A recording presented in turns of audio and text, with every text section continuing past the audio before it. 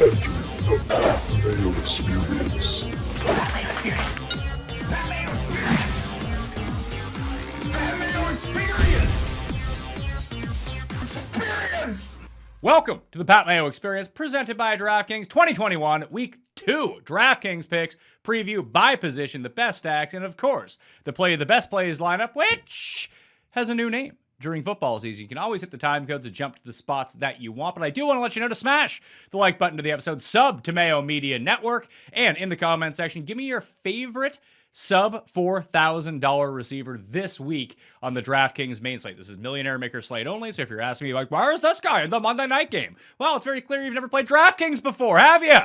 Keep your fucking comments to yourself, pal, all right? Just listen, watch the show, sit back, try to win some cash. You want to tell a computer what to do or have a computer tell you what to do? RunTheSims.com, optimizer, prop bets, single game simulations that's completely customizable. You can take what the computer says, or you can just punch in your numbers and the computer will tell you if that's ludicrous or not. RunTheSims.com/Mayo to get a 10% discount. The Listeners League league is almost full for week 2. There's 400 spots left. You can get the link down in the description. You might want to get on that early because it seems like it's going to fill by Thursday afternoon every single week right now as the show drops. Chris Raybon from the Action Network is on the line to help me break this down. What is going on, my man? What's going on, Pat? Thanks for having me on, man. I'm excited to talk some DFS. Yeah, you're a busy man. I'm so glad that you were able to free up an hour here to talk to me. Oh, always. Yeah. Pleasure. And now I get to listen to you later on today when I scroll through my podcast. So it's going to be fun. I have to hold off on listening to anything you do as I have you on the show. I want it to be fresh. Let's jump into running backs to kick everything off. Christian McCaffrey, no big shocker. Number 1 in the DraftKings pricing by $800 over Dalvin Cook. He's 91. Kamara, Derrick Henry are the only other two above $8,000. Now, none of these guys outside of maybe Derrick Henry are in games that I think that people are actively going to target as a part of stacks this week. So it's probably going to be a lot of one-offs with the top end running backs. And I doubt you're going to see as many paired together like they were last week. Like, it was pretty easy to make Kamara McCaffrey lineups if you really wanted to last week. And maybe that's a way that you can approach this week to be a little bit contrarian. But are you going to have these guys, one of these guys at least, in your main lineup? And why is it Christian McCaffrey? Obviously, Christian McCaffrey's always the jam and guy every single week. But I am strongly considering Alvin Kamara. You look at the Saints right now, and they have to lean on him. Like, they have to give him touches. They have to make him the centerpiece of the offense. And then they've done that most of the time before. But remember, when Michael Thomas is out, Alvin Kamara averages 30 PPR points per game. It's nuts. So Alvin Kamara is the other guy I'm looking at. Derrick Henry, I think, Seattle plays a little better run defense than people think. So it could be a kind of a repeat of last week, or at least there's the floor, that situation. Dalvin Cook, I think he's always great, but I don't like that he's going against the same defense that shut Derrick Henry down last week. So it's obviously between Kamara and McCaffrey, but Kamara is going to definitely make it into a lot of my builds. Yeah, just looking at the points per dollar at Run the Sims right now, Kamara actually projects out to be a better value on the board because he's $1,100 cheaper. And then what that allows you to do with the rest of your lineups. I'm a bit pressed on it because if Kamara had just scored a second touchdown last week, I would have won like 5 figures. And then he didn't, so I didn't. So I don't want to hold that against him because I am completely with you. It's really tough just seeing Christian McCaffrey score 30 points without scoring a touchdown. What if he scores 2 touchdowns in this game? Is it going to be like 50 points? Yeah, listen, I'm never going to argue with McCaffrey, and he may very well end up as my main running back in my builds, but I just got to give Kamara a shout out. First of all, he got 20 carries. That's usually like 8 higher than he usually gets. And let's remember, it was Alvin Kamara on Christmas Day last year that scored like infinity touchdowns. So it's not like he doesn't have the same capabilities. So I don't think you could go wrong with either one.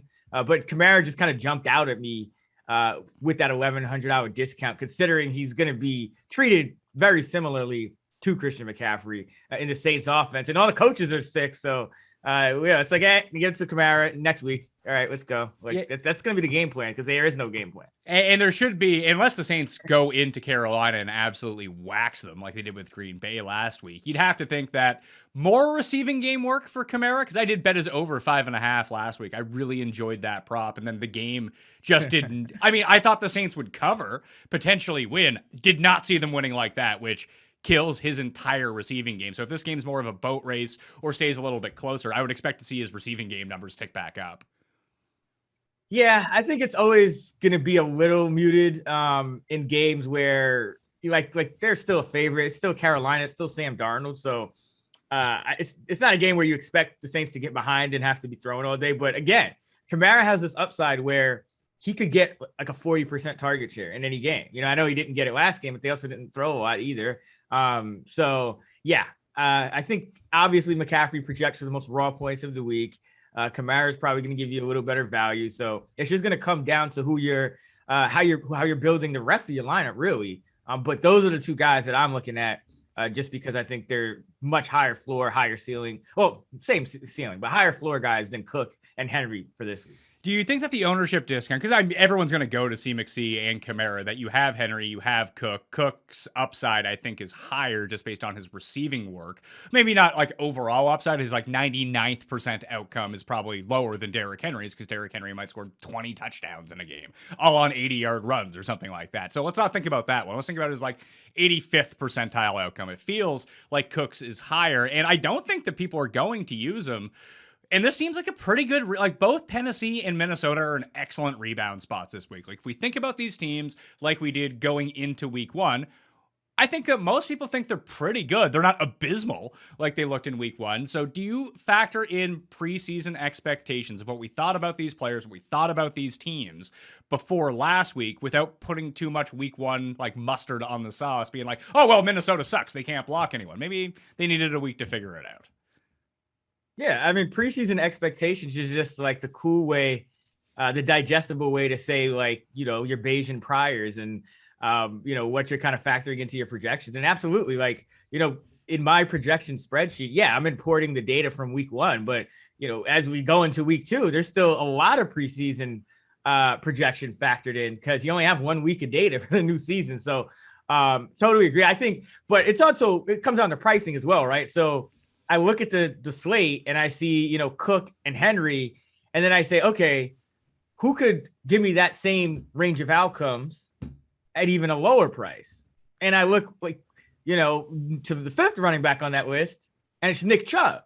And I'm like, okay, is Nick Chubb really any worse off than Derrick Henry in this spot? No, because he actually probably has the same ceiling as Derrick Henry. He has that multiple touchdown ceiling. It's Houston. So, it's a game where even though Kareem Hunt's in the backfield, Chubb still has that 20 carry upside. So I'm still going to go, Kamara, McCaffrey, a little bit overexposed to those guys. Still not, I'll have a little Cook and Henry. I think the bigger the tournament, the more you want to have some of those guys, but there's still the value at the price point is still not great for those guys. So, I think in tournaments, I tend to go a little more mid-range, with my roster, because I think that's how you kind of fit the necessary upside in and get those lower owned plays. So, in this week, I think you have to kind of still look at a guy like Chubb, even though he's going to be higher owned, because he's also saving you so much salary. So when we go down from Chubb to the $6,000 range, you can probably find even cheaper versions of Chubb and Henry in the 6,000s. Like Najee Harris is right there. Played and much has been made about the 100% of the snaps that he played last week. But there's enough people who don't look at that data and understand and interpret what that means to think like, oh man, he had a bad game. Like he dropped 3 passes. He didn't really drop 3 passes. Ben just didn't throw it to him properly on 3 passes. And this is a much better spot, not against the Bills defense, against a Raiders defense who played Monday night, played 5 quarters on Monday night. This is really setting up to Pittsburgh absolutely walloping Vegas in this spot. Now, I think that the public perception is going to feed into that as well, and maybe Vegas ends up with another upset in this spot. They just can go undefeated against the AFC North this year for whatever reason. I don't know, but Harris seems like he's in a great spot. And another guy who's sort of akin to that, two of them, Carson and David Montgomery, both in really nice situations, way cheaper, both $6,100. If we're looking for someone to touch the ball 20 times, it's probably going to be them. They just have significantly easier matchups than a lot of these guys. Yeah, I think Najee Harris stands out to me still because at the end of the day, we know that volume is king at running back. And as you mentioned, this Vegas defense, it's tired. They gave up a ton of production to the Ravens running backs. I mean, they gave up a couple touchdowns, couple long runs. So, I know it's Baltimore, but Baltimore's backfield is not exactly in great shape right now. So Pittsburgh's, the big guys are at home. It's always easier for those big guys, to play ball when they sleep in their own beds. And, it's not some just uncomfortable hotel bed and they haven't flown that week and sat in those cramped seats. So I think you'll get a good game out of Harris. I like him there. Montgomery, I'm like on because the Rams clearly just begged Chicago to run the ball, right? And Cincinnati, their defense isn't nearly as strong as the Rams, but the game plan could be a little bit different here. So Montgomery is probably a guy that I'd rather let other people kind of buy high on that, that primetime game. I know, it was a primetime game, so I'm sure he's probably going to get a little more ownership than we think. And then Zeke, I like Zeke. I think Dallas should lean on him this week, even though it's going to be a high scoring game. But either way, you're talking about a game. I know there's some things going on with, the O-line still, but Dallas just lost to Marcus Lawrence.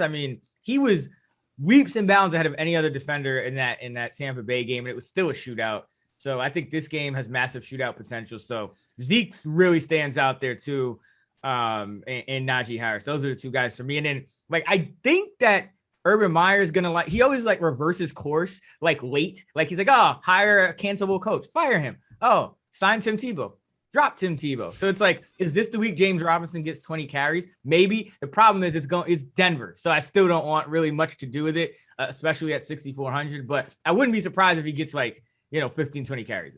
Yeah, I think there are two guys in the 6K range that if we're talking about the low ownership, high upside running back, I think there's two of them. James Robinson is one. I'm less inclined to play him because Urban Meyer, who knows what he's going to end up doing, and the matchup. The matchups are matchups. If you break off one big run, the matchup doesn't matter anymore. You get 5 carries from the 1 yard line. You punch. Look at Josh Jacobs last week. Horrible game, scored 2 touchdowns, ended up coming through. I think it's Miles Sanders in this spot or Jonathan Taylor. One of those two guys at 72 and 69. No one's going to own them this week because Eckler's right there. We'll get to Eckler in a second. And then all these cheap guys I just talked about, whether it be Montgomery, whether it be Harris, they're going to buy up a lot of this ownership if people aren't paying up for McCaffrey. But the way I look at it is, and before we get into Eckler and Zeke, Carson, Harris, that's Najee Harris, not Damian Harris. Although Damian Harris is in a pretty nice spot if you don't believe the coach speak. But Darrell Henderson at $7,500. Even if Sony Michel ends up playing a little bit more and is more integrated into this offense.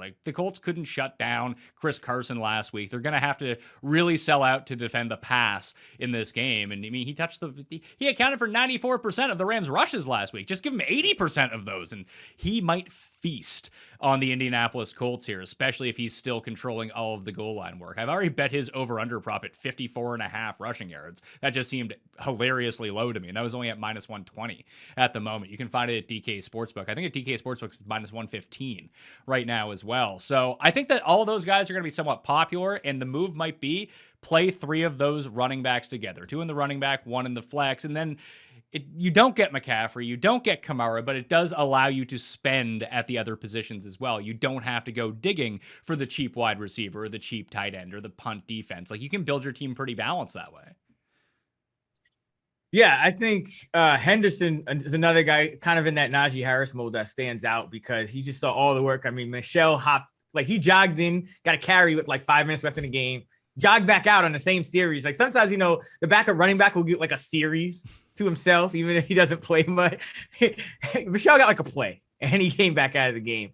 But I guess, we mentioned so many running backs. We should probably mention Eckler. I mean, he's 7,300. I want to I want to save Eckler for just a second. Well, let's do it right now. Okay. Because let's just talk Dallas Chargers. We'll just isolate that to itself because this game reeks of Dallas Seattle last year, and I faded that game completely. I was like, everyone's all in on this stupid game. You know what? I'm going to be super sharp. Fade the game entirely, and when it's like 10-9, I'm going to win all the money.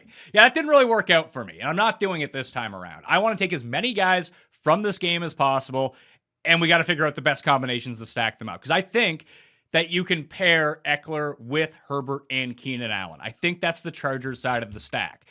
And you probably can't play Zeke in that one. You might have to play like Cedric Wilson or even CeeDee Lamb and Cedric Wilson in order to make the salaries work. But I think if you're going to play Eckler, you kind of have to go all in on this game. Yeah, I mean, it's not a bad game to go all in on because listen, it was already projected to be a close game. The spread was around 2.5, 3. But with DeMarcus Lawrence out for Dallas, I cannot understate how important this is for their defense. In the Tampa Bay game, he got 5 total pressures. He had a 91 PFF grade. No one else on the team had higher than a 76. He had 5 pressures. No one else on the team had more than 3. His absence is going to just open up this for a Chargers offense that, I mean, against Washington, they rolled up like 500 yards. So, and remember, Eckler, he's got like positive regression coming. He ran 25 routes last week, and I think he got no catches, no targets, no catches on 25 routes. I doubt that happens again. I know it's a new offense, but that's his bread and butter. He was also kind of banged up heading into last week. Still got 15 carries. Got a goal line carry. When does he ever get that? I think he got a couple. So this could be just a massive smash spot for Austin Eckler. And he has that, Kamara, McCaffrey upside. The floor is much lower, but because he can catch the ball, he has that okay, I can carry 10 to 15 times, get a touchdown on the ground, and catch 8 to 10 passes. So I think Eckler actually, especially because he's a little bit higher price, is pretty sneaky. Sanders, I would be a little more interested in if he wasn't, he didn't have the ankle injury. But I also think I like Philly this week, but I think that total is a little too high. And I think it's going to come down. So people are not going to be looking at it as favorably as they are early in the week. I just think the books open that total way too high. So probably not going to have a ton of Sanders. Mixon, I think he's sneaky, but Eckler is the guy that stands out because I think he has a lot of room to grow. He kind of kept, he had a touchdown. He still only had 11.7 points. So it kind of keeps his salary at bay, keeps his ownership at bay for what could just be a monster spot this week. I think that's all very well said. So I just created a Chargers stack while we were doing it. So Herbert, Eckler, Allen all together because I do expect him to positively regress or just regress. I mean, regression is just back to the mean, revert, whatever it is. Reversion to the mean. Reversion. There's no up or down. Yeah. Karis LeVert to the mean will be good to go on that one.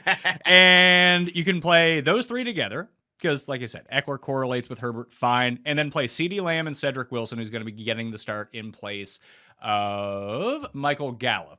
He's $3,100. He makes this work out pretty well.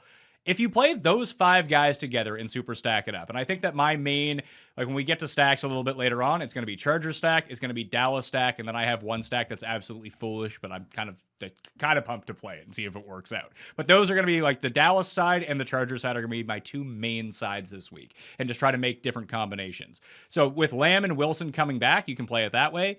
I think you probably want to take Keenan Allen. Maybe you think this isn't a rushing game, so you can take Eckler out and you can play Mike Williams. From the Chargers side, you could play Jared Cook. Or when you go in and look at the snaps from last week and who actually ran routes, it was Jalen Guyton on the Chargers side of the ball who very sneakily could have had a really giant day, but didn't. And this could be a perfect opportunity because everyone's going to use Cedric Wilson as the cheap guy from this game. Guyton on the flip side might actually be the way to go. I mean, what is a Chargers route breakdown without Jalen Guyton wind sprints all day? It's the story of his life though. I mean, he's always in play for that exact reason, but that's just what he does. He runs routes and doesn't get targeted. That's just kind of his MO. Mike Williams, I think, is really interesting because he's that second receiver. What do you get? 882 and a touch last week. So I'm a lot more interested in him. Guyton, what was it, 71% of routes per drop back? That's kind of in line with what he was doing last year, 70 to 80%. The big thing there is that, Josh Palmer hasn't overtaken him yet. But I mean, Jared Cook, 63%.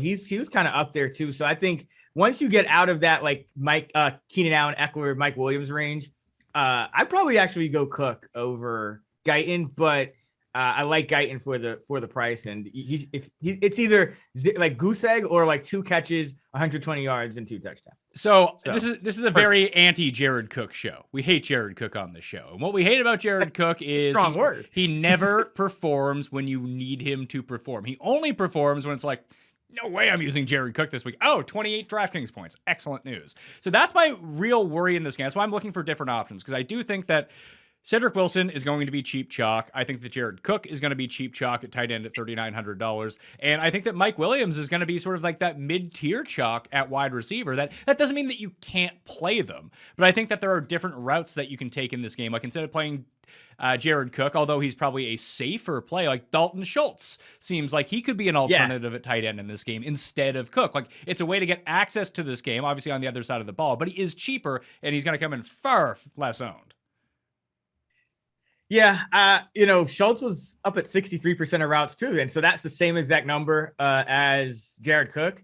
And then Blake Jarwin was at 56%. So like those guys, like it seems like it's a committee and you're not getting, your upside, but those guys are out there just as much as like, a Jared Cook and almost as much as a Jalen Guyton even. So, it's a situation where I think one of those two guys, if this is another one of those shootout games, let's remember Dak in these kind of games, Dak throws for 400 yards. So these guys don't need to have like a huge target share percentage wise to kind of pay off, especially if they get a tight end. I mean, you're getting like, 15% of 400 yards and you're in business with like a near mid-price tight end. So I like that call a lot. And Schultz, yeah, he ran a few more routes than Blake Jarwin. So how do we fit Zeke into this? Would you play Chargers receivers or potentially Eckler with Zeke and one of the cheap guys, or would you have to go to Cooper or CeeDee Lamb to go with him? Like, would you want to cheap out on this game or just take the guys that are getting the ball? I think a really interesting approach, because let's be honest, people are going to go every which way in this game. Like, it's not a secret. It's a high total. There's cheap guys to play.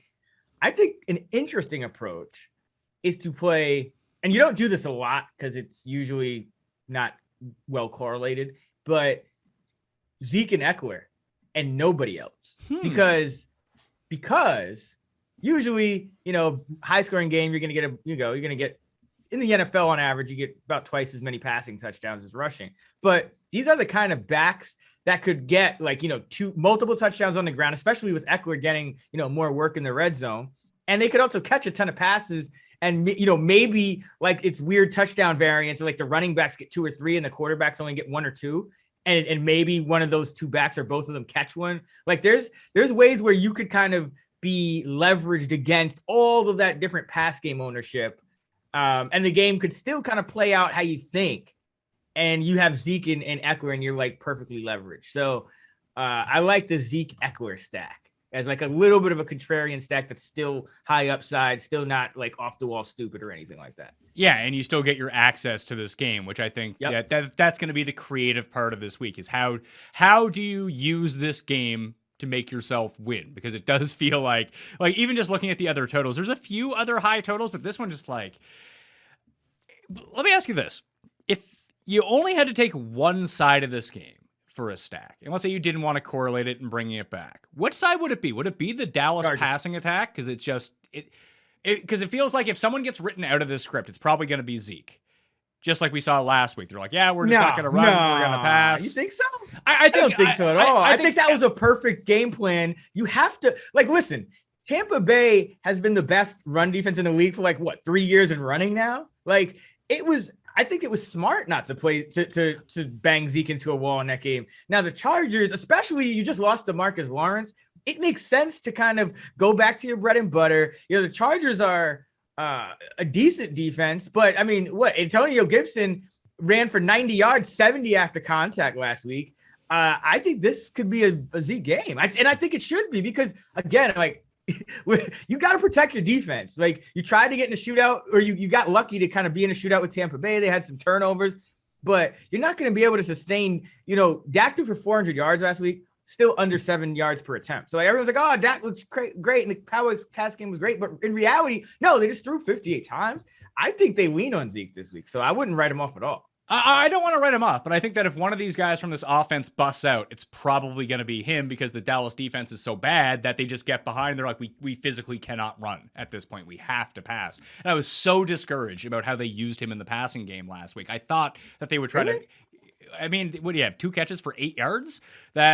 Oh, see, I don't look, I mean, I do. Let me rephrase this. I look at routes before targets. So like Zeke ran a route on 71% of the dropbacks.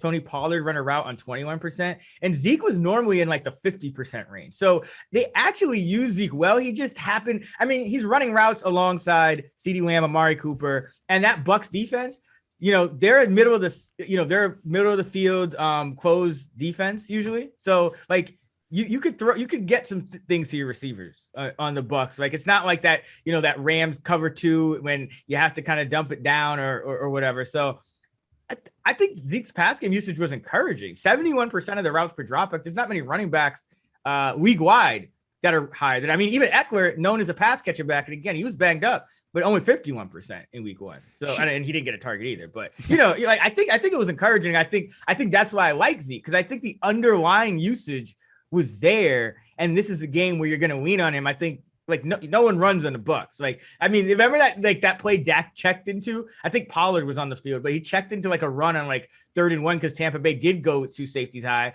or like 3rd and 3, and they still stuffed him for no gain. Like you just don't run on Tampa. Like you just don't do it. The discouraging part mainly, I mean, the 2 targets for 8 yards, like you mentioned, the routes, that point is very well taken. But when you look at the designs, all the designed running back passes were to Pollard. So that is frankly what I find really discouraging. Like there was no real setups for Zeke in that game to actually get him the ball in space. He was just running routes because it was a pass play. Where with Pollard, like they had designed screens for him. Like I can't process that in my mind when we're talking about upside. Now, again, I don't think that Zeke is a bad play. I think that he would bust out before CeeDee Lamb does in this game. Just based on the way that everything goes, especially with Gallup out. I mean, receivers have a higher bust rate than running backs. We know that because running backs can more or less control their own fate and score touchdowns a little bit easier. But if I think this game is like, put it this way, if Zeke has a huge game and Lamb has a really bad game, I would expect the under to hit. And then it's probably not great for anyone, is it? I mean, the under could hit, and it still could be a lot of points. I mean, what is it, up to 55.5? But I mean, just to put things in perspective, and I love CeeDee Lamb, so this is not to knock Lamb, but even with Gallup going down, Lamb ran around 76% of the time. Elliott ran around 71% of the time.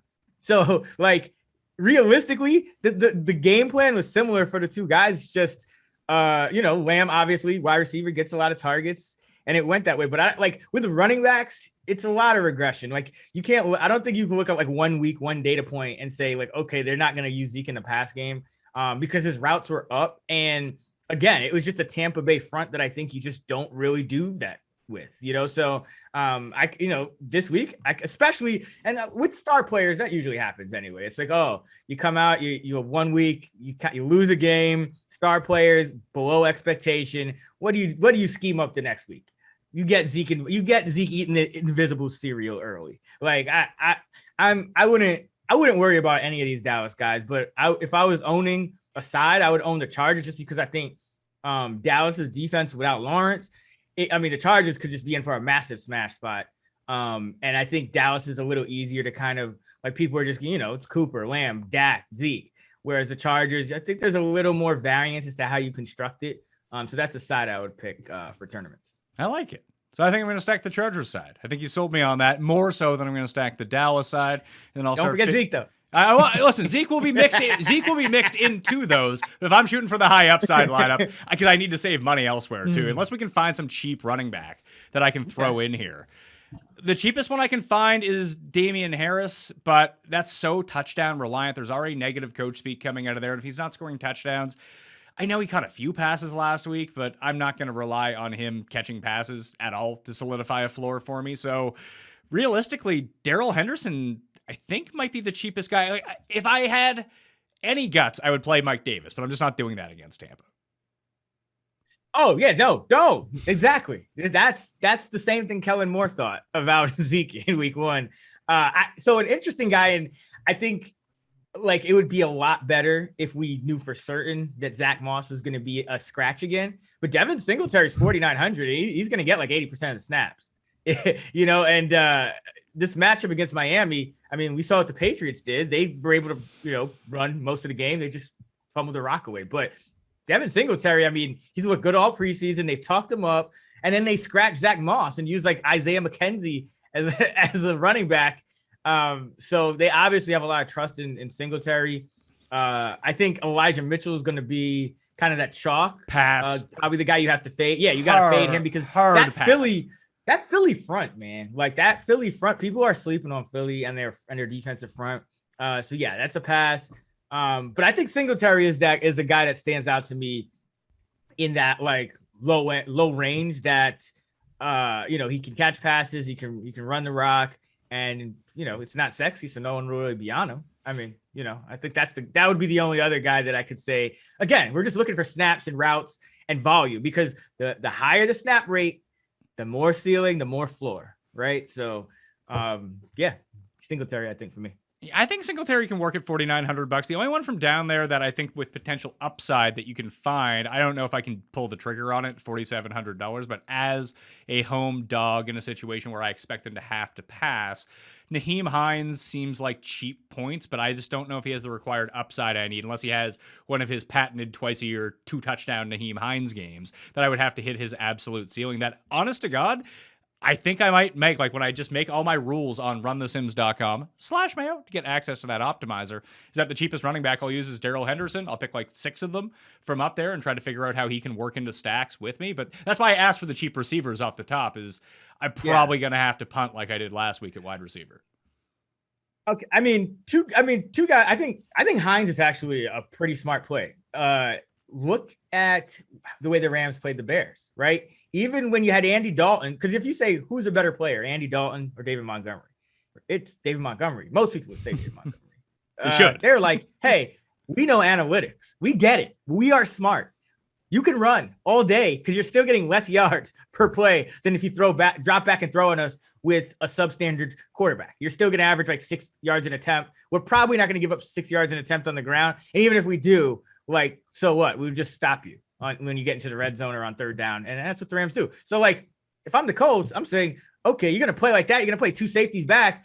Like Nyheim, I'm going to play a ton of Nyheim Hines, and you're going to get those plays where they check into runs when Hines is in the backfield, even on kind of passing situations. And because the 2 safeties are back and that 2 deep shell that the Rams love to play, this sets up as a high catch game for Hines. And remember, just before the season started, what did we get word of? Oh, the Colts actually want to use Nyheim Hines more than they did last year. So I have no problem with Hines. I'd say Chase Edmonds is another guy that I consider. He'll be low owned. I thought the usage was decent for him in week 1. And we saw, Minnesota. I mean, Joe Mixon had some success running on him. I thought Edmonds ran a lot better than Connor. So I think you could see the carry share shift more his way. He's always going to have that passing game usage. So I'd say Edmonds and Hines would be the 2 guys that stick out if you're going to that range.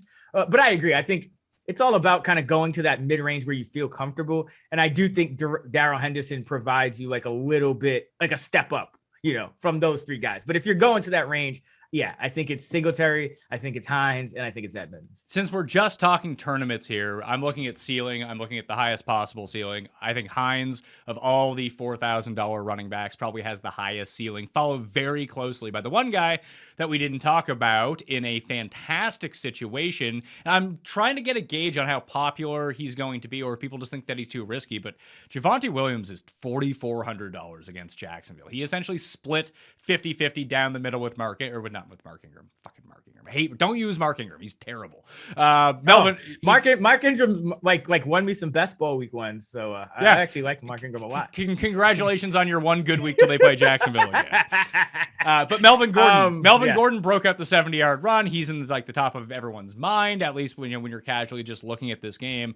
I mean, if Williams gets the same workload as he got last week, but he's just against Jacksonville this time, like he could pay off very, very big at $4,400. And that could be your salary savings at running back if you want to risk it down there. The downside is he doesn't catch a pass. He runs 16 times for 60 yards and you have 6 points. Yeah, I mean, that's in both of their range of outcomes. You know, like this, it's kind of similar.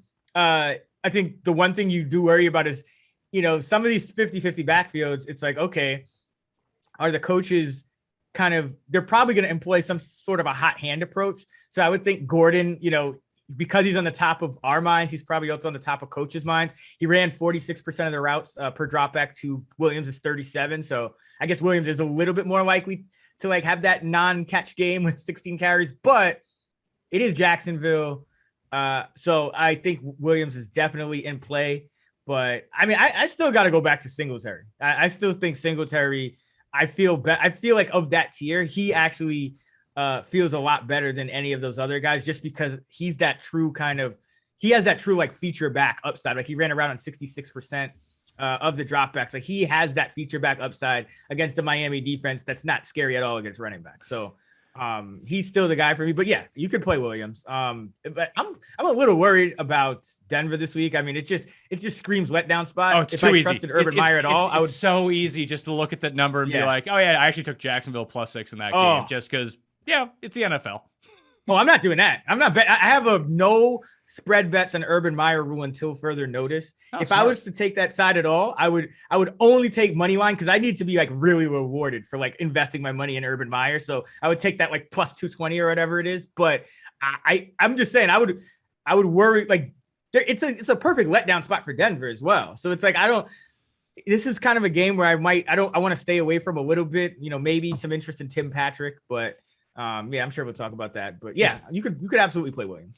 So and Gordon. Can you play Singletary with Josh Allen? Do you think you can? But I wouldn't recommend it because I think you want to be leveraged against Josh Allen, where you know Singletary gets one of his like 3 touchdowns on the year, so Josh Allen gets like 1 less touchdown than he would normally get. So yeah, I would rather not. You can because Singletary does catch some passes, but I don't think I think the best leverage play is to play him solo.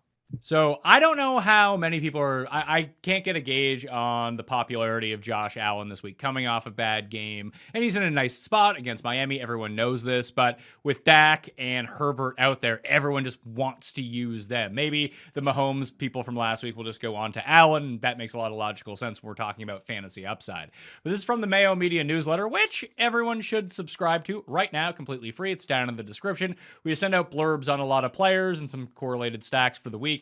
Josh Allen has 533 fantasy points or more games in his career. 3 of them have come against Miami, and they've been 33 plus points. I expect Josh Allen to go wild in this game. I love the Bills this week. I think they're being wildly undervalued in the betting market versus their talent versus Miami's talent, and especially what they do, because they can really open it up and go post points. And I think if you're going to get into a boat race with the Bills, that's how you're going to have to beat them, or at least have a defense that can really slow them down. I think Pittsburgh's defense can do that. I'm not quite sure about Miami's defense, especially with generating pressure on Josh Allen, if he can elude that or not. That if I want to play Singletary, I know I'm going to play Allen in some spots. I just want to be talked into playing Singletary with him for maybe maximum upside, because that makes Diggs, Allen, Singletary, I think, a unique stack on that team. I just worry, like you said, that he doesn't score a touchdown and he doesn't quite get that leverage through. But if I can capitalize on double points with him, and it's the game where he catches a touchdown, all of a sudden we're in business. Yeah, it's definitely in play. I like Miami. Both these teams played low scoring games enough. And like, I don't know what was up with Buffalo, because yes, they played a daunting defense that's tough to move the ball and score against. But I also thought this was one of Buffalo's worst coach games. They're so well coached with Sean McDermott and that staff. But, they came out, they played 1-1 personnel like the whole game. Cole Beasley played almost every. Oh, by Cole Beasley, that's the guy you got to play. Like he ran around on 98% of the dropback. So like, and Matty Sanders was at 93, and now Gabe Davis is banged up. So, but it was odd. Like they played 1-1 personnel when if they had just gone to, I thought spread them out, go to 4 wide more. You may have gotten some things going. The Moss scratch was odd. I mean, it was just a lot of things. And then, once Davis went down, now you don't, it was just Isaiah McKenzie's playing out of the back. It was just a weird game coaching wise for Buffalo. But you would think you would go 4 wide a ton against Miami because they have 2 good corners, right? They don't have 4 good corners. So you need to go, I think, 4 wide often against Miami. I'm hoping they do it. So yeah, he murders Buffalo. I would play Josh Allen. I wouldn't avoid the Singletary stack, but I wouldn't overdo it just because I think you get so much. I think people are going to play Josh Allen, or at least it's a smart play. So I think the max leverage move is to play Singletary solo so that because really what you're trying to do is get touchdowns that Josh Allen's not going to get.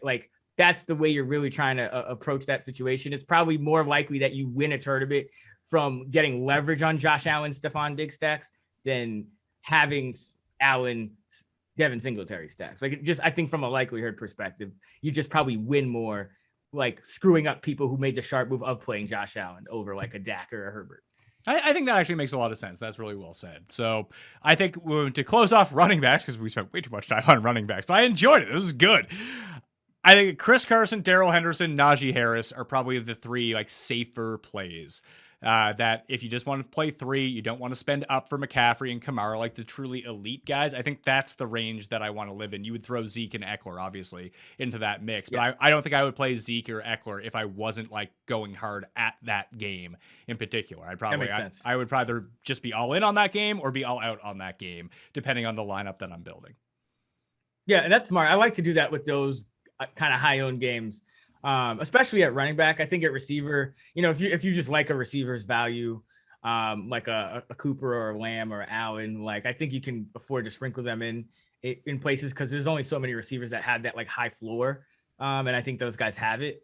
But I like that approach to kind of stay away from these games that are going to be high owned if you're not going all in. Because again, it comes down to not just the projected points, but your projected winning percentage. It's the same principle as playing Singletary without Josh Allen. It's you might have a good projected stack with them, but is it really helping you win the tournament versus finish in the just barely in the money? Probably not. So yeah, I like that approach. Yeah. So when we talk about receivers, someone like CeeDee Lamb, for example, if you one-off play CeeDee Lamb or one-off play Keenan Allen in that game, well, that means if they did well enough to actually win you a tournament, probably means Dak or Justin Herbert also probably came along for the ride with that you might need their points as well. So that's why I like to be all out in that situation. Do you see any receivers from the top of the board that you think that I got to use that guy one off, he needs to be in all of my lineups? Because last week, if you would properly figured out the Rubik's Cube,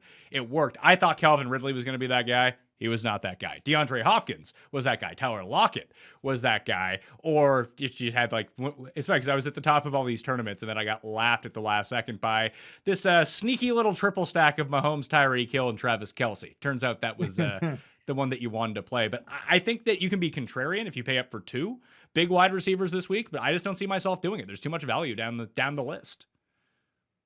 Yeah, it's more of a mid-range wide receiver week. I think that Calvin Ridley is a nice contrarian play because, again, Tampa Bay's defense is very good, but Tampa Bay's offense is also very good. It's not a great matchup for the Falcons, overall. It's another matchup where they're going to get, just destroyed in the trenches on both sides. But Tampa Bay will give up production, even though their efficiency is good on defense, in pass defense, I should say, they'll give up production. So this is a buy low Calvin Ridley spot. I think it's really interesting to target him. I mean, Lockett, he's going to be in play every week. Metcalf, another, buy low after a quiet week compared to Tyler Lockett. So, I mean, not super quiet, but it was, 4 catches. So yeah, I think Ridley though stands out as more of a contrarian play, but I think that's how you use these high-end receivers this week. You just go pay up to be contrarian. And if not, you just go, just like running backs, you kind of go to that mid-range, like Allen Robinson, guys like that. Allen Robinson, I think, is in a really nice spot this week. I saw people dropped him in real fantasy leagues. I'm like, what sort of league is this? What kind of leagues is that? I don't know. I saw screenshots of it. What the fuck is going on here? It's absolutely mental. So here is, I talked about the stupid stack that no one wants to play, but I'm going to play. Matt Ryan, Calvin Ridley, Kyle Pitts with Mike Evans coming back. Yeah, that's perfect. I like it a lot. That's again, going to lose Dak so Prescott much money. threw for 400 yards. He threw for 400 yards. And no one will. I mean, Kyle Pitts goes up $1,000 after he sucked in week 1. Matt Ryan is absolute trash. This lineup has the potential to score like 13 DraftKings points as a total. But if I'm right, and that game total is super high, like no one is on the Atlanta side of this stack. Yeah, and if you're wrong, you can always just blame Arthur Smith and Arthur Blank, because like Arthur Blank hired Arthur Smith apparently because they wanted to run the ball more. If they run the ball against Tampa Bay, then I'm like, I loved what Arthur Smith did in Tennessee. I thought it was brilliant. I thought some of the concepts, the schemes, getting more out of less with Tannehill, what they did in the red zone, just great stuff. And then now he comes to Atlanta and he's like under this mandate to run the ball with Mike Davis and Cordell Patterson. It's like Atlanta cannot get it right. It's like Arthur Blank is entering that like John Mara territory where it's like, just stop meddling, bro. Like you don't get it anymore. Like you may have once gotten it, but you don't get it anymore. So yeah, if they run the ball against Tampa Bay, I'm going to be scratching my head. So I think it's the perfect time to buy low on this kind of stack. And I think Ridley's a guy that I'm fine not even stacking, because it could, like, Matt Ryan's still a pocket passer, right? So like he doesn't have that rushing upside, but if Tampa Bay boat races Atlanta, which it's very possible, because again, it's not just about Tampa Bay's talent at the skill positions, which everybody knows. It's about the fact that they just in the trenches, I think on both sides of the ball, they're just so much better.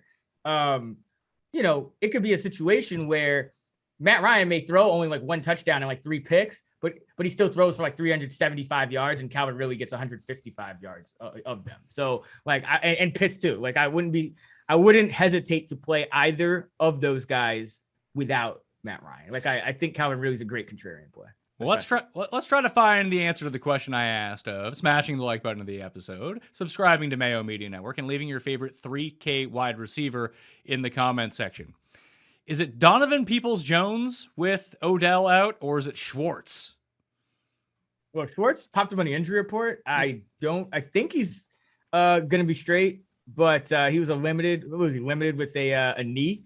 It's not what I want to hear, but I think it's got to be Donovan Peoples-Jones over Schwartz. Even though I liked what Schwartz did, Donovan Peoples-Jones, I believe it was 84% of the routes to Schwartz's 55. So in a situation like this with kind of, non-number one receivers, middling receivers, I'm going to go with the routes.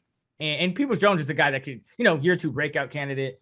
Could be an air yards guy too. I know Schwartz got a couple deep ones, but it's definitely Peoples-Jones for me. Yeah, he's $3,000. He makes everything work. Cedric Wilson is another one at $3,100. He's gonna be chalk though, right? I mean, Wilson's gonna be chalk. I think so too. But sometimes we talk ourselves into that. It's like, oh yeah, no one's actually going to use him, because there might be enough $3,000 guys, because people will use Peoples-Jones. It'll be lesser than using Cedric Wilson, but it might take away enough ownership. Like I mentioned, Guyton's down there. People will eventually talk themselves into him because he is also $3,000. That if you need need the salary savings. Who are these people that you hang out with? I don't like Jalen Guyton. That's even for like a hardcore DFS head. I think Jalen Guyton is like, that's a hardcore play. Like, I don't think people are just talking themselves into Jalen Guyton. Like, I think he'll be like 1.6%. Probably. But we just launched a Los Angeles Chargers exclusive podcast on Mayo Media Network. So, so the Chargers community is big around here. Just, if you ever want to take one of these cheap guys, the $3,000 players, especially at wide receiver, just find the team totals, the implied team totals, and make sure they come from one of the teams with the super high implied team totals. Like that was, although they got there last week, that was sort of the issue with Callaway. And I mean, going back to Callaway this week probably isn't the most insane thing in the world, because now everyone is off of them. Oh yeah. Callaway has, it sets up a lot better. I mean, you have a Carolina defense that got torched by Corey Davis. So, I mean, this could be the week for Callaway. Jair Alexander, obviously a tough matchup. So, it wasn't like the craziest thing in the world, especially in a low volume pass game, to see Callaway do nothing. But this week, yeah, I think you can see it. I mean, some other guys who stand out. Van Jefferson, 86. He was the number 2 receiver, not Robert Woods in the Rams game. He ran 86% of the routes, Woods 67. So first of all, that's concerning for Robert Woods. But if they're treating Van Jefferson like the number 2 over Deshaun Jackson and Robert Woods, at least right now, then I'm taking a flyer at 3,500. Elijah Moore, he was out there a lot, missed some big plays. When you say missed, that he can't catch is a real problem. Everything that people thought about Jamar Chase was actually Elijah Moore in week 1. Right. It's 1 week though. But yeah, that was concerning. Hey, it's ugly. It's ugly, but and I don't believe in this guy, but like he ran 93% route on 93% of the dropbacks. AJ Green, he's 3,700. Pass. I personally think they should switch that with Christian Kirk. Like Kirk should be the guy running that many routes with Rondale Moore. But Moore is he above? No, he's 4K, so he's right at that baseline up. So he hits the but threshold. I like Moore. Rondale or Elijah? Rondale. Yeah. He got targeted on 36% of his routes. Yeah, so I like Rondale as well. I think if you're going to go to the Jets, it's a nice week to fade Corey Davis. And then just look at what the Jets did, where like a lot of their target share went. It went to Elijah Moore, who couldn't catch, and they were like, well, this guy can't catch. Let's throw the Braxton Berrios the entire time. But here's the thing. I think Crowder's going to be back. No one's going to play Crowder. He's $4,500, and he presents not necessarily a tough matchup for the Patriots, but he gets to run against the part of the Patriots that's probably the easiest with this, where it's just easy completions over the middle. He's $4,500. He'll have less than 1% ownership, especially with Zach Pascal right there. And I like Beasley. I like Marv. I like Tim Patrick. I think those are all fine plays, but I could see Crowder outproducing all of these guys.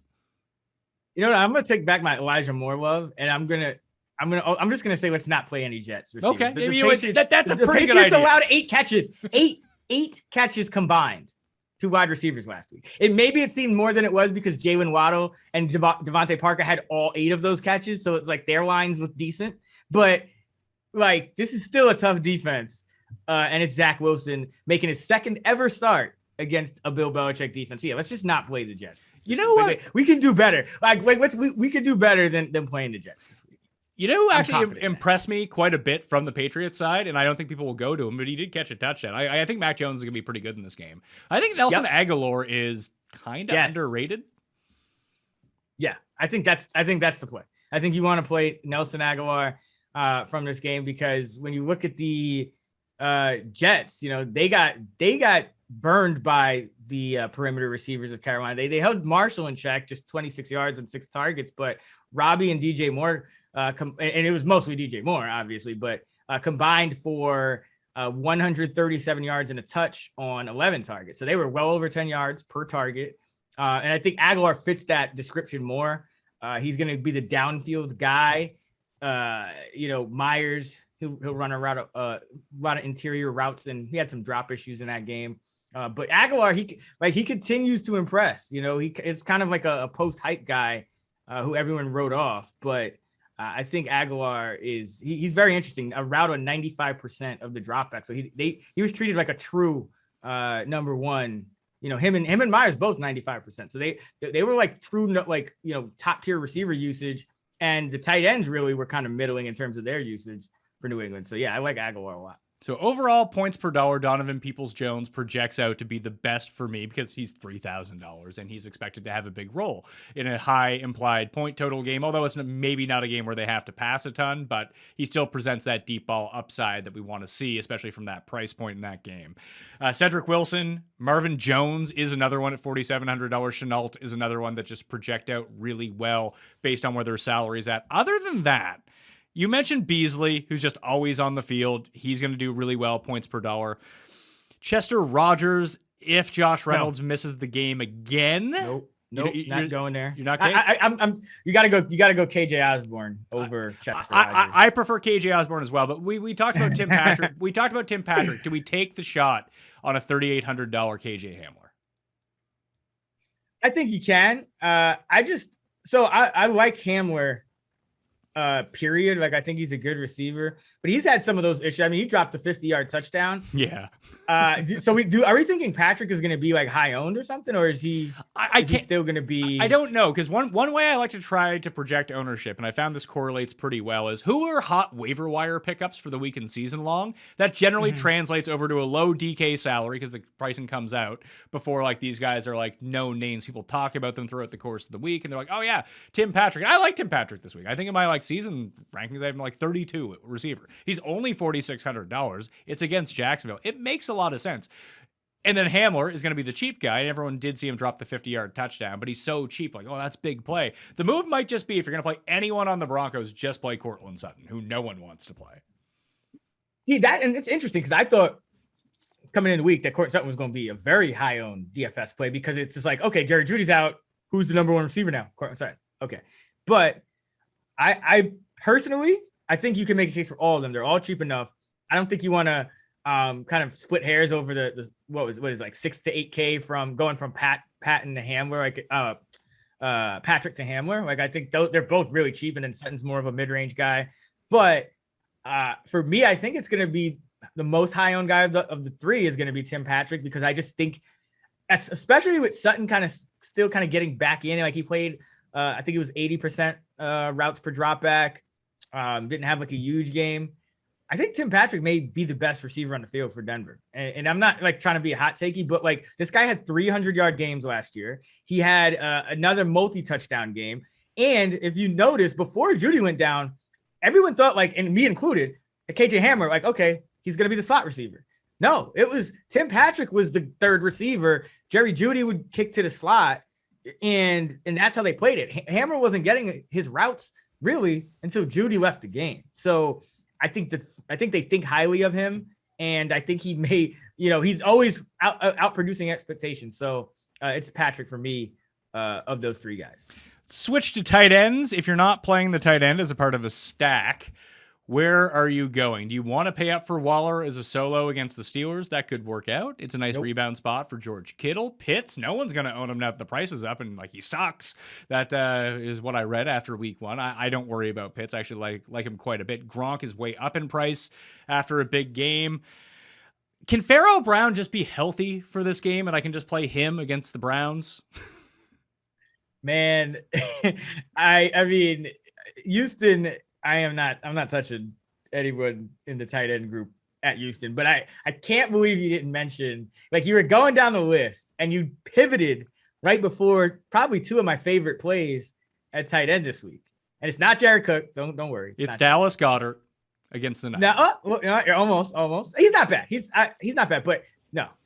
Higbee. I was gonna say points per dollar. Higbee is the best play. I agree with you 100%. No, but it's like not even just points per dollar. It's like this dude ran a route on 93% of the dropbacks. Like, what? Where did that come from? Like, remember when Gerald Everett was there and Tyler Higbee, even during that breakout that he had, he was like, 60%. Like, he would still block some. He would still check out of the game. Give Everett a pound, or Johnny Munt would check in. It was like Tyler Higbee was out there every snap, and he wasn't blocking much either. So like, I know the one thing I will say, Chicago is kind of a proponent of that same defense the Rams run, that Vic Fangio defense where, the two deep shell. So it set up well for Higbee last week. The Colts played a little different. Maybe it's not a monster spot from a schematic perspective, but you're talking about a tight end who we've seen go straight like ape shit in the past, 4,100 and running a route on 93% of dropbacks. Like, that is a can't miss. Gotta jam him, gotta get him in lineups on the simple principle of the usage, Tyler Higbee. And then, like, I think Noah Fant is an interesting kind of leverage play because I think people are going to kind of say, which Denver receiver should I play? Maybe Fant doesn't get quite as high ownership. Now, the routes were only in the 60% range. I know he was banged up, so not the same kind of ceiling floor combination as Higbee, but Higbee's probably going to be higher owned. So I think Higbee probably is my cash game tight end, but Fant is your pivot for tournament. And I like Goddard too, but San Francisco, they, in the past, they've covered the tight end well, not so much for Hawkinson, but Detroit also threw 57 times. So I'd be hesitant to say, okay, TJ Hawkinson had this big game. Dallas Goedert can do it as well. I think it's just going to be a different kind of game. I like Philly in this game. but I also think the total's too high. So I would still rather play Gronk at 4,700 than Goddard at 46 because Gronk actually ran around on 74% of dropbacks. And like, I thought they were going to keep Gronk on ice this year. And like, okay, Brait's back. I mean, Howard is back. Brait's still there. We can play Gronk like 50% of the snaps, and just kind of save him for the inevitable super like title run. But no, Gronk is playing like old Gronk. Now it's like, oh, well, now he's acclimated again. He played 20 games last year. He's back in the swing of things. He's not coming off of retirement. Let's play him like Gronk. And if they're going to play Gronk like Gronk and Tom Brady's playing like Tom Brady and you're playing the Falcons, who ain't playing nobody on defense, then like, give me Gronk. Like, remember when like a couple years ago in DFS before like the rise of like this new breed of like Darren Waller, when it was just like Gronk was the guy that you were like, okay, I got to figure out a way to play Gronk. Now he's 4,700 with still the best quarterback ever, going against a cake matchup. So like, yeah, give me Gronk. Maybe he's the guy. Maybe he's the guy I compare with Mike Evans in that stupid Falcon stack side as a bring back. Just overload on that game and see what happens. So you said you can get 6 touchdowns out of those 3. Like, there Mike Evans will give you 3 catches, 3 yards, 3 touchdowns. That's Mike Evans. So he won't cut into Gronk's yardage at all. and then Gronk will get you like 3 catches, 20 yards, 2 touchdowns, and you'll still win everything. So I think the 3 listen, people are just going to independently play Darren Waller. I get it. People are going to play George Kittle. I get it. I'm just not going to pay up that much at tight end when I can save money at tight end and go get Christian McCaffrey or something like that. If that's the cost benefit analysis of it, I'll pay down at tight end, pay up at running back. That's always the choice that I'm going to make in my lineup. So I think that's going to leave a lot of ownership on Higbee, on Jared Cook, and probably Noah Fant, like you mentioned. Probably less on Noah Fant. He'll probably be the pivot play. Like I think it would all go to Higbee. Could Cole Kmet be the pivot play there based on what we saw against the Rams and now in a much easier situation against the Bengals? I think you could. It's just now we're getting into it's more like hoping for a touchdown. He ran around 71% of the dropbacks for the Bears, so that was very encouraging. But it's not like, we haven't seen him do it consistently or even when he was kind of overtaking Graham down the stretch last year, he still didn't really produce. Like I remember constantly being too high on Cole Kmet last year. So if you're talking a larger tournament, but he's not going to be in like my main builds. Like I still think that like you can go down even further and find like a similar range of outcomes. So like Dalton Schultz, for example.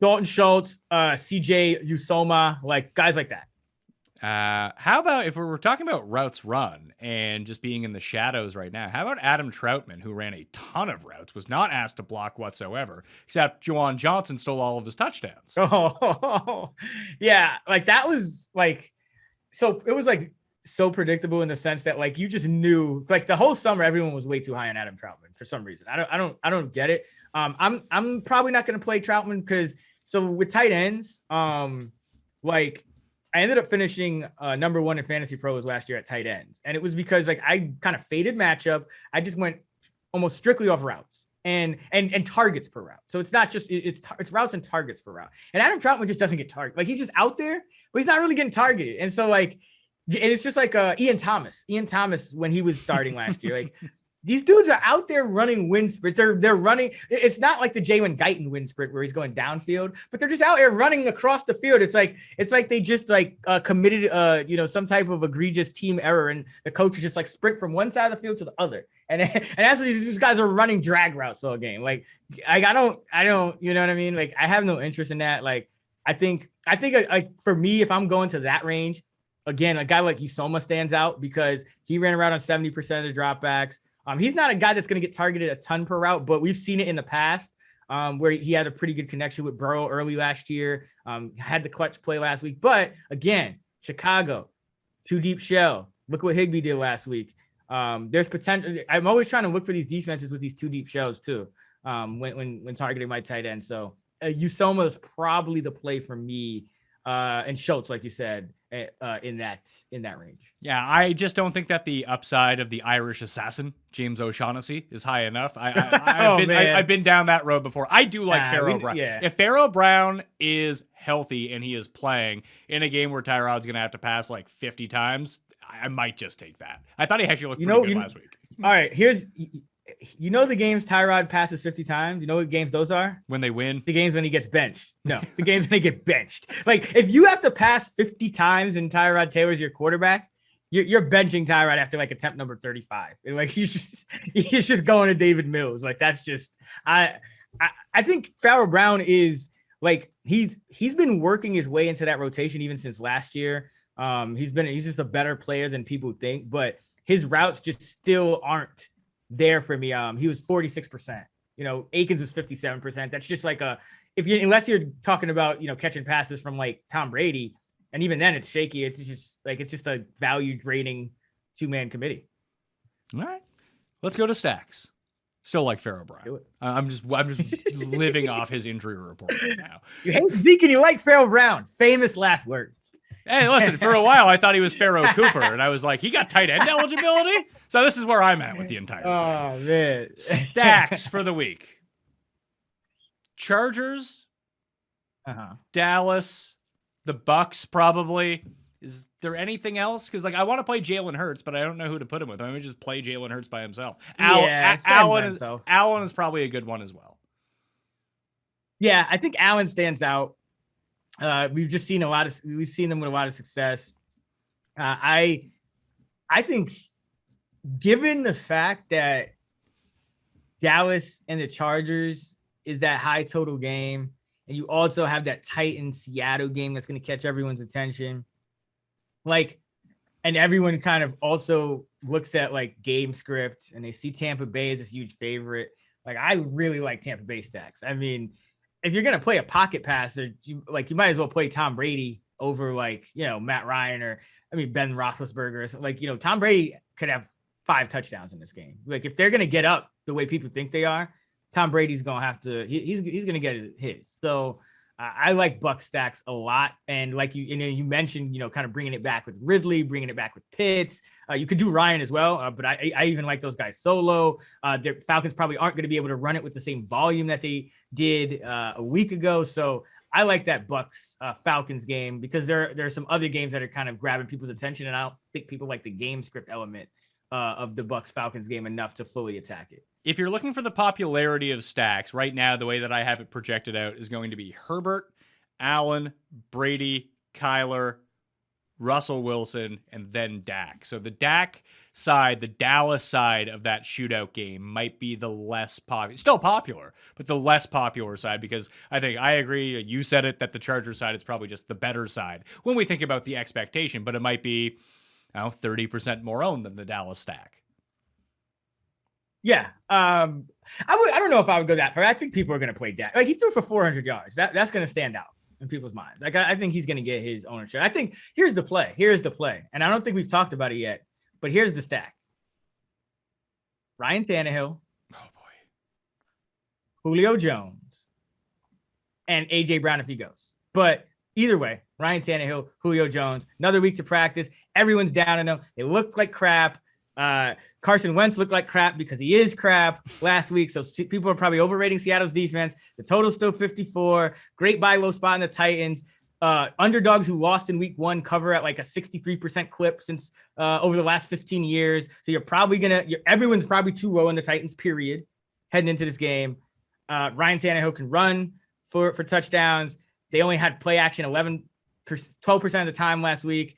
So they're going to do more of that this week, and probably still a better game script, even if they just because Seattle doesn't have a Chandler Jones, so they can't just blow by and get like 87 strip sacks. So yeah, Ryan Tannehill and a Titan stack, whether it's Julio and AJ, is going to be one of those kind of lower owned ones that people are going to be off. That we already have seen like this kind of thing work in the past. Ryan Tannehill is almost always throwing at least 2 touchdowns in a game. So yeah, that's kind of the stack that I'm looking at. Still a high total game, but like when you went down your list of quarterbacks and your projected ownership, it was mostly quarterbacks from high total games, but no mention of Ryan Tannehill. So that's the kind of situation that I want to target. If I'm going to take a team that looked like crap in week 1 and stack them up, is there any chance the Vikings can block Chandler Jones? Because if they can, Kirk Cousins, not under pressure, is just going to feed Jefferson. He's going to feed Thielen, and that's a high total game too. And just like Tennessee, the Minnesota side of that game, everyone's like, no, thank you.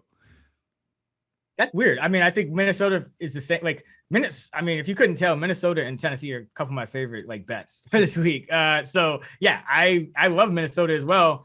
The only reason I say Tannehill over Cousins is because we've seen Tannehill, put up a little bit more rushing production and whatnot. But yeah, Cousins is another great play because guess what? He has Jefferson and Thielen, and those guys are excellent receivers. So and now Minnesota's going to more of a 3-wide look.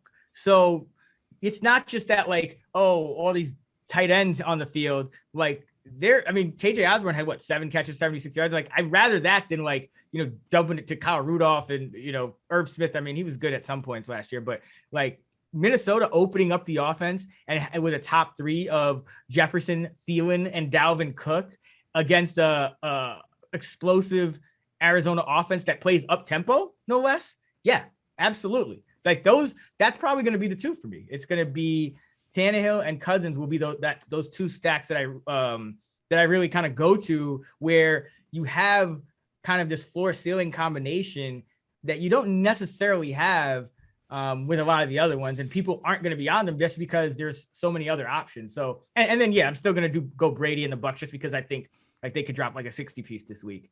So yeah, it's Tannehill, Cousins, Brady in that order of ownership for me probably this week. Fantasy points per dropback when not being blitzed since 2018. Mahomes is number 1. Lamar Jackson is number 2. Kirk Cousins is number 3. So we see these ceiling performances from him, but it needs to be exactly the right situation for him. And like I said, if they could just triple team Chandler Jones, they might be okay.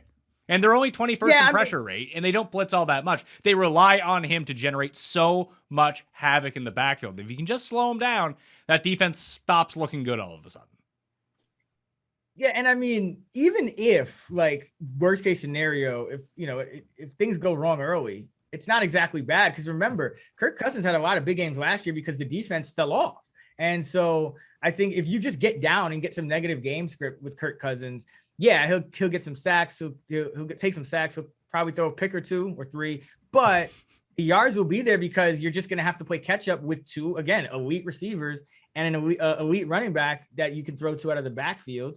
And now that Chandler Jones went off in week 1, I think Clint Kubiak, that's going to be the number 1 priority. They'll have a tight end on him every time. Maybe it lowers Cook's target potential a little. Maybe he stays in a chip, but I would use the tight ends. You're Minnesota. What else? You have Tyler Conklin. Might as well put him to good use.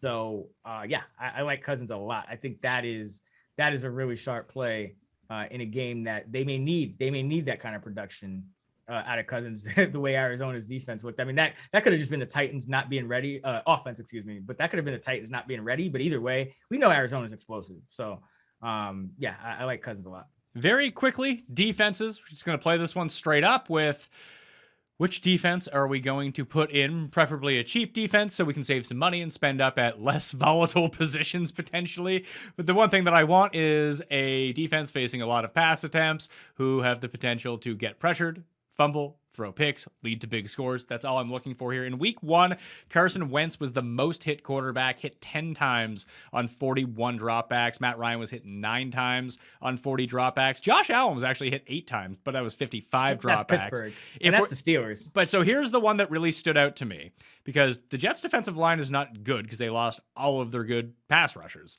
Sam Darnold was hit 8 times on 35 dropbacks last week. I think I'm just going to play the Saints defense. Yeah, I like that a lot. I claimed them in a bunch of leagues in my on waivers. I like the Saints in the spot. I think it'll be a low scoring game. And you go kind of in that deep down range, and there's really not a ton of options. I mean, Eagles. You can't play the. Oh yeah, no, yeah. The Eagles at what are they? 24? 24. Yeah. Yeah, and that's got to be the chalk. I mean. Maybe it won't be. No, people don't want to play any defense against San Francisco, and I get it because if San Francisco does well, and let's just say San Francisco is leading for most of this game, it's just more running, and I don't want my defense to face anyone that's just running the entire time. I need pass attempts. So if they can somehow get up in this game and force Jimmy G to start passing, we're in business at $2,400. Yeah, and I think I like Philly for this game. I like the under for this game. So, I guess I'm like, from my standpoint, Philly should be chalk. I know they're an underdog, so that'll take people off of them. But I like Philly a lot. I think here's an interesting one, and nobody will play them, but Miami blitzed 53% of the time, second highest. Like, so they're going to face a lot of pass attempts, and they're going to blitz a ton. So Buffalo could put up 30 points, but they may still turn the ball over. So that's an interesting one. For like that, no one will own is Miami. Yeah, I don't know if there is like an overall chalk D here, because if the Patriots were cheaper, the Patriots are probably clearly Broncos. The play against the Jets. Broncos or Patriots, yeah. Yeah, well, I would think. How much? Or the Rams? How much of the? Oh no, the Rams. Yeah, no, it's got to be. I think it's Broncos Patriots. Yeah, because I mean, people are going to pay up. Yeah. Man, 38 and 37 is just so expensive to pay for a defense that why wouldn't you just pay up for the Bucks at 4,100 at that point? The Saints will probably end up being the chalk because they're affordable. Yeah. The more I look at it, yeah, they will. And they're 3,100. You gotta go against Sam Darnold. Like especially like we're sharp and we're like, go against Sam Darnold. Like a casual DFS player is gonna be like, oh yeah, Saints going against Sam Darnold. They had Aaron Rodgers to 3 points. That means Sam Darnold's on pace for like negative 63 points. So but more casual players are not afraid to pay up at defense either, though. Like you will see the Patriots be used. If you want like an actual sneaky one, just based on the Bengals can't block. So the Bears are at home. They are favored in this game. And we know that if we're talking about teams that are just going to pass a ton, it's going to be the Bengals. That I don't think that the Bears defense is any good, but they're only $2,800. Like there's so much luck involved with a high scoring fantasy defense. Is take a cheaper one, take a low owned one in a potential spot where they're facing 60 pass attempts. That's actually one of them. Yeah, I'm actually just low on the Bears again in this game. So like I'm probably not going to do it. I like the logic though.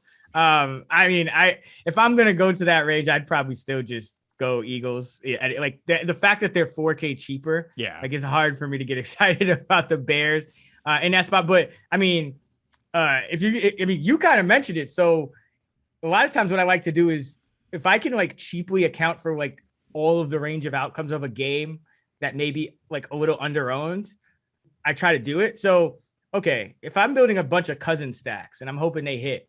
But what if they don't? I'd like to have some Cardinals defense in there. So Cardinals, if you're going Bears at 28, why not go Cardinals at 29? I mean, that's a team that's getting pressure, and their offense is good enough that even though Minnesota likes to run, Arizona's offense is good enough to force Minnesota into pass attempts, like we just talked about with Cousins. So there's a scenario where even if Cousins, Jefferson, Thielen have big games, so does the Cardinal defense. They scored 16 DraftKings points last week. Chandler Jones got 5 sacks all on his own. So, yeah, I think the Cardinals are a real interesting one at 2,900. Yeah, I had them circled completely. And then when we talked about the chalk defense, I don't know why I didn't think about that. The Cardinals might be, along with potentially the Saints. Like, they're such a good price. And I think that everyone just saw last week on both sides that I think that they are a fantastic play, especially per dollar at $2,900. I just think that if it's not, and like this is something I'm going to have to really dig into on Friday's show when I go over sort of after the injury report, what do the projections look like in terms of ownership? That if people play the sensible game and play the Saints and Cardinals, or are enough people just saying like, fuck it, I'm going to play the Rams. That if there's enough of those people out there, then yeah, Saints, Cards all day. Those are the two plays. And honestly, I don't think you have to, especially the way, I think most people building lineups that listen to your show are going to go about it. It's going to be sharp. They're going to target low-owned guys at other positions. They're going to target kind of leverage plays. They're going to target unique stacks. I don't think you have to go crazy on defense. Like, I don't think you have to find this like low-owned diamond in the rough on defense. Like last week, for example, there were only 5 defenses that scored in the double digits, right? So it's like whether they're high-owned or not, it's like if you didn't have them, you probably weren't winning a tournament. And you know what I mean? So it's like just find the defenses that you think will score the most points. They're going to be cheap regardless. Like 4,100 is expensive for the Rams, but it's still cheap compared to any other player, if they're going to get you like 15 to 20 points. So just find the defenses that you like. I'm probably going to play the Broncos. I'm probably going to play the Rams, the Patriots, the Cardinals, and then the Saints and the Eagles. Like those will be my 6 probably. And it's not because of ownership. It's not because of price. It's just because, those are the defenses that I think can have success this week. I agree with you on that you don't need to go find low owned Ds, but I do like to figure out what the top 2 or 3 most owned are going to be, just because the position. Oh, yeah. Just because there's absolutely no real predictability at the position. There's some, but opposed to every other position, it's by far the least predictable. That I just take those 3, cross them off my list, and start at number 4 and go down. And that way, if those ones bust, then I'm in a much better position. And then my roll of the dice comes through a little bit more if I can find that D with the double touchdown game and the cheap and the Eagles are really good because they're 2,400. I don't mind them. It would be like if you had played the Cardinals last week at $2,100 or whatever they were, and they just allow you to get up a little bit more at running back, which is really the point of my entire roster build. Like, how high? How can I get to Christian McCaffrey? How can I get to Alvin Kamara? Let's work from there. And sometimes you just can't save enough money to get to both, but you can usually save enough to get to one of them. And we forgot to mention one defense. And again, this is it's a lot to do with matchups on defense, but it's also just the defense. The Steelers. The Steelers are right between the Saints and the Cardinals. And so if we're thinking that the Saints may be chalk or the Cardinals may be chalk, then that still leaves the Steelers at 3K, 14 DraftKings points last week, shut down a really good Buffalo offense. And they could do this against anyone. And we know the Raiders will throw the ball. They threw the ball around on Monday night. So it's not like they won't. Derek Carr, he's not really going to be one to escape pressure, or anything. He does like to get the ball out quick. So, but the Steelers can certainly get home, or they can cause some turnovers. So if we think people are playing the Saints and the Cards, then I think the Steelers have to be in play. They should be in play regardless. They're just one of the best defenses on the slate, and they're cheap, or they're cheap enough. Yeah, maybe the top of the board, home favorite. Yeah, maybe the top of the board won't end up being owned because those are 3 very compelling plays right in a row: the Saints, Steelers, and Cardinals, and Raiders on a short week. Yeah, Raiders. The more I think about it, I'm loving the Steelers. Actually. Yeah, I the one thing I worry about with the Steelers is that they're a better real life defense for what we want in fantasy. As weird as that sounds, they'll just hold Vegas to 9 points or something, but they're not going to pile up 7 sacks and create a bunch of turnovers. They're just going to stuff the run and force incomplete passes, which is a really weird way to think about things. But I need these super volatile defenses that have these huge upsides because they just gamble on every single play. Yeah, but like you said, it's a lot of there's not that much predictability. So I still think the Steelers, because they're a good defense, still have that potential more than the Jets, even though they got a bunch of knockdowns. The Steelers, they block a punt last week. They're doing some things volatility wise to kind of, I think, put them in that conversation. So yeah, I'm loving the Steelers the more I think about it. Yeah, that was the absolute game changer in that game, was that block punt touchdown. Because the offense looked like absolute shit. So oh my goodness, it was bad. Yeah. Well, again. Speaking of shit, let's fill out the shitter lineup. So you're sitting on the can. It is 12 p.m. on Sunday. Oh shit, I got to put in my lineup, but I also have to take a shit. I'm going to sit on the can for 10 minutes, fill out a DraftKings lineup. Who is in this lineup? Because I think that it starts with Najee Harris. I think that he is the play this week at running back when people scroll down, look at the price, look at the match, and be like, I'm playing that guy.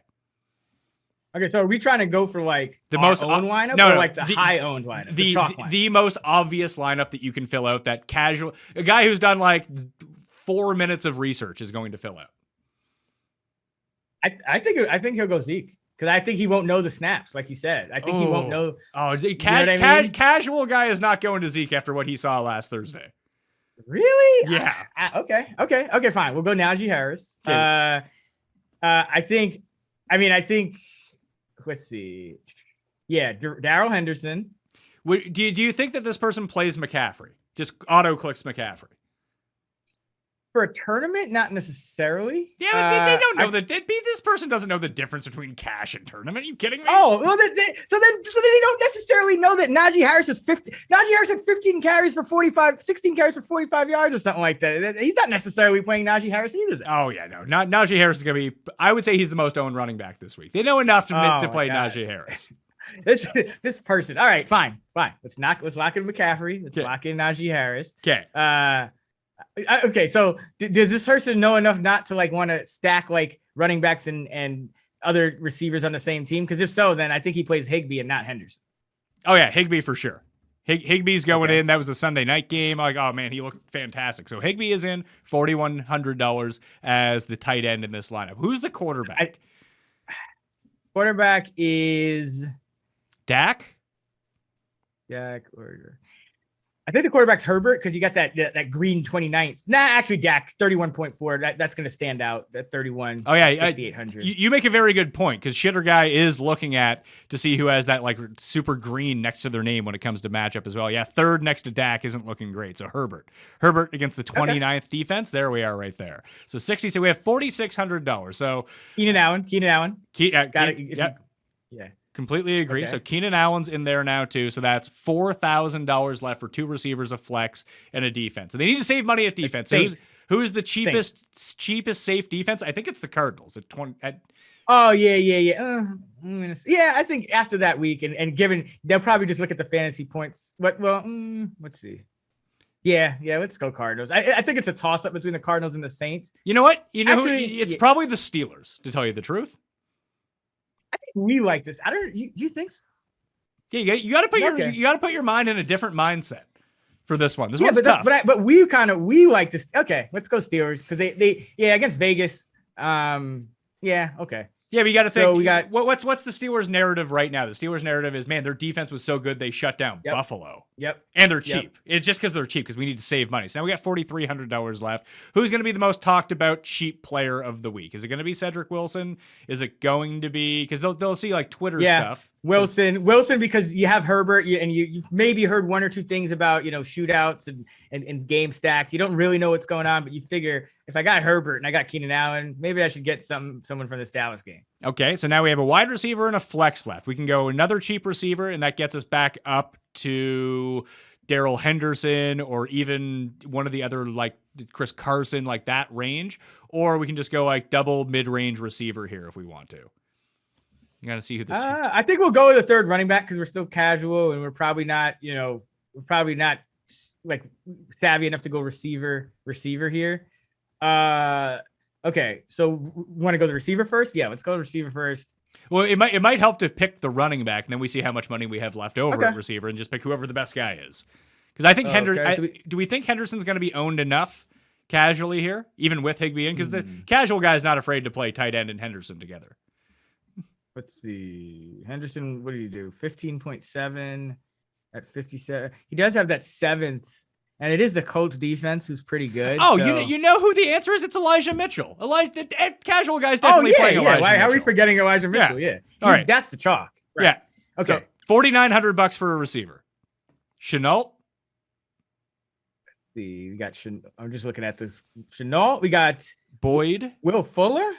Now, not coming off of an injury. Tim Patrick, hot pickup.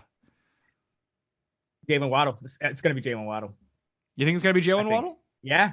He had 60 yards and a touch against the Patriots in his first ever game. He caught 50% of the Dolphins receiver catches. I think it's going to be Patrick or Waddle. So I'll let you pick. But I think both of those guys. I think Waddle may be higher owned because he scored a little bit more than Patrick. But it's going to be. I think it's going to be or Beasley. I mean, it just depends. Like I think Beasley's a sharp play. But does it? Actually, no. You know what?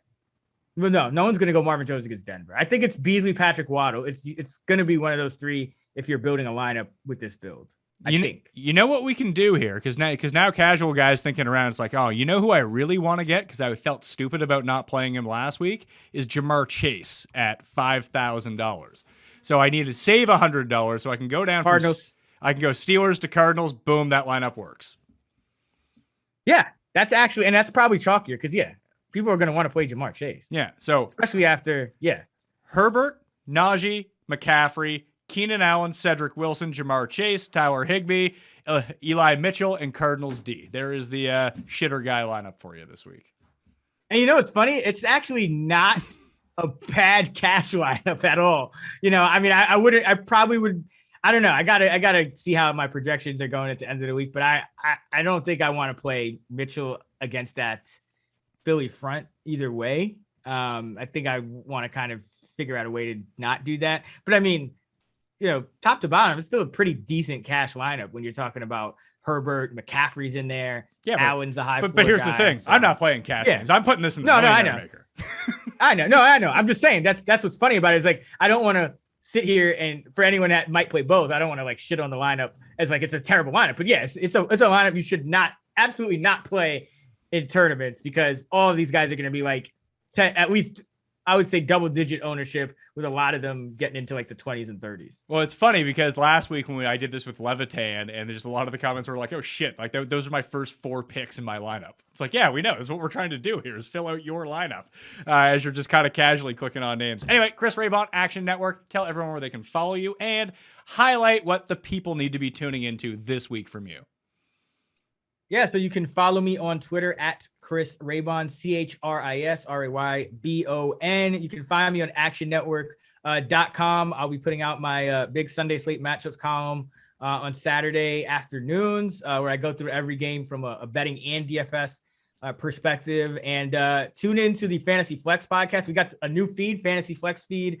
So we get me and Sean Kerner 3 episodes per week, including a big matchup by matchup episode that comes out every Wednesday. And you can also find me on the Action Network podcast if you're into betting. Me and my guy Stuckey every Thursday, we give our top picks and break down every single game. So check out the Action Network podcast, check out the Fantasy Flex podcast, check out actionnetwork.com, download the award-winning Action app, and follow me on Twitter. Chris Raybon. That's it. Let's get this money. This went on for a really long time because I enjoyed it way too much. So thank you for the time. I'll hit you back up in like a month from now. We'll have to get you back on again because I know listen to all the stuff you do. Your time is very precious. So I really appreciate it. I know the viewers appreciate it as well. Thanks for coming on, man. Good luck this week. Oh, always a pleasure, Pat. Good luck this week to you as well. All right. Thank you all for watching out there. Remember to download the podcast, sub to the channel, smash the like, 3K receiver in the comment section, and go to runthesims.com if you want the optimizer, the game projections, the 10,000 ways to simulate the game to see the range of outcomes, the 2v2, the 3v3 DraftKings tool where you can enter your players and look at the range of outcomes for stacks, in particular stacks v stacks. That's the way to do it. And the Advanced Stats Hub is free up there as well if you just want to enter your email. Anyway, that'll do it for me. I'm Pat Mayo. Thanks for watching. We'll see you next time. Pat Mayo Experience! Experience!